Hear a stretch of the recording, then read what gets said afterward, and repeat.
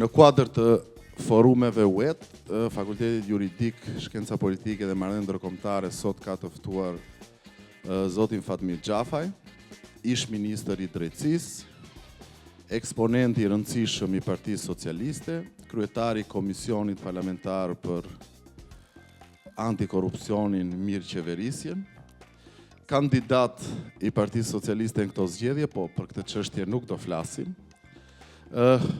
Dhe tema që kemi sot është bilanci i reformës në drejtësi, arritjet dhe dështimet.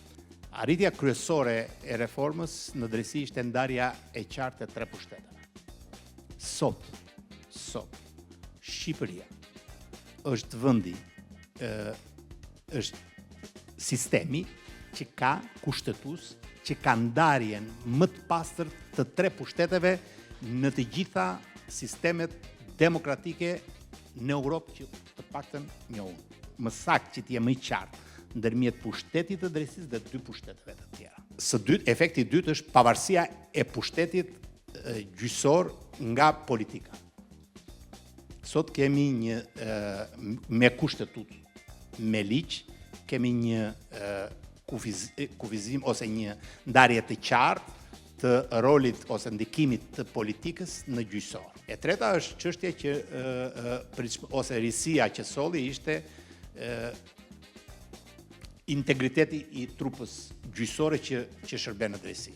Është ndikimi që ka pasur reforma në drejtësi në kulturën, në mentalitetin dhe qasjen e të gjithë shoqërisë në raport me ligjin dhe në raport me institucionet e ligjit. Për herë të parë, në 30 vjet, është produkt shqiptar. Reforma 2 që e quajnë disa nga këta ndërkombëtarë, që prodhoi Komisionin e posaçëm për thellimin e reformave për mirëqeverisjen e antikorrupsionit dhe sundimin e ligjit. Për herë të parë, vetë autoritetet shqiptare skanojnë vetveten.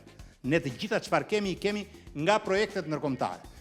Pyetja që shtrohet është, mbas 30 vjetësh ky vend i ynë nuk është në gjendje të ketë kapacitete të tilla sa të vetë skanohet dhe të debatoj për të gjetur zgjidhje? Ne i treguam BE-s që ne kemi kapacitetet tona.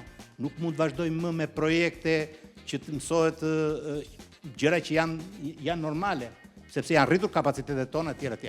Dhe unë besoj që ai projekt nuk është i fokusuar thjesht tek çështja e mënjanon, s'ka të bëj fare me SPAK-un dhe me institucionet e drejtësisë.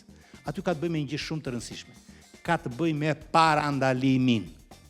Ne flasim të gjithë, kemi qef flasim për burgun. Ne flasim për ndëshkimin, por shoqëri nuk janë të shëndetshme kur e masin vlerën e tyre me efikasitetin e burgut, por duhet ta masim me efikasitetin e parandalimit.